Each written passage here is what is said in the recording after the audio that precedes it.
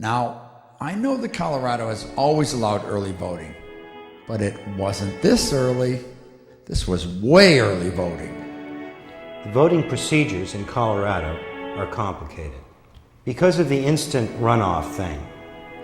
My opponent set up an early voting booth next to his office in City Hall. Then he scheduled appointments with registered voters who had business with the city. Now, just a moment. Am I supposed to believe that you lost the election to become mayor of a small town in Colorado because your opponent unethically arranged for a steady stream of registered voters to pass an early voting station outside the incumbent's office at City Hall? But I was under no obligation to vote for anybody. It's just sour grapes. Wait your turn, lady. When you become mayor in the next election, you can set up an early voting booth next to your office at City Hall. And you can be reelected by 177 votes, too. Every system can be gamed. Are you trying to void the election results? I am not trying to void the results. I am calling for transparency and fair election procedures. She's a troublemaker. She should shut up. Of course they're slandering me. They can't afford to let the ballots be verified.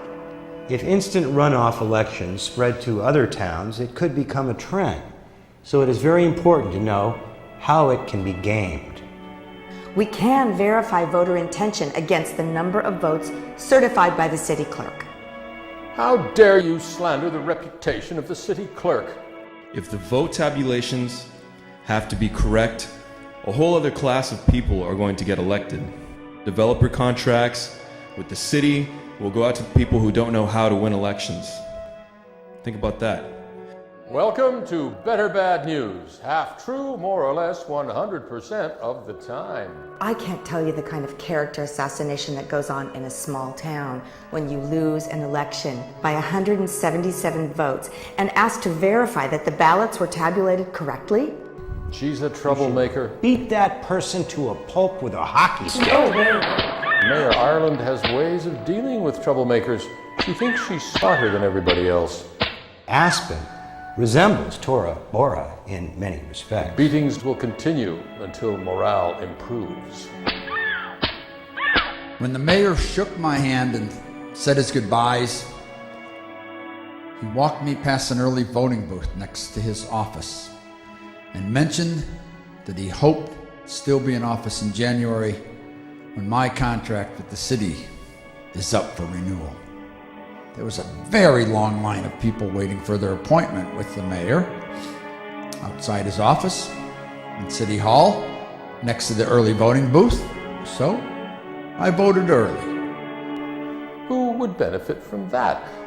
Terrorists could hack the system. Aspen, Colorado could be attacked with a deadly strain of something. Do we want to provide a safe haven for Al-Qaeda in Colorado? That's why the ballots are supposed to be shuffled, to protect voter piracy. If the elections were fair, it would eventually destroy the two-party system as we know it, and third parties would gain traction.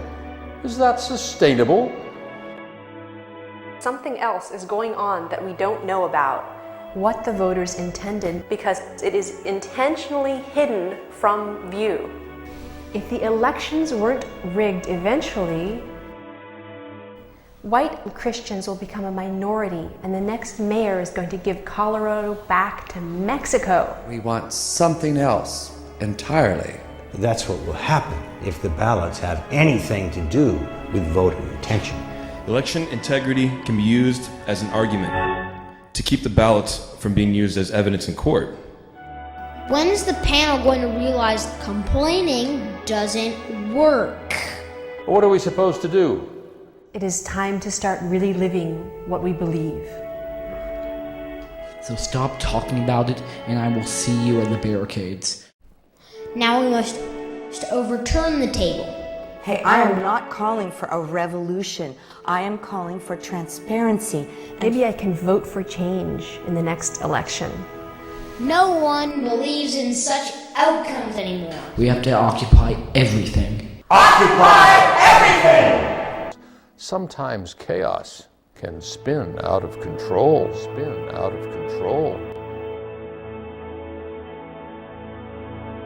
occupied everything.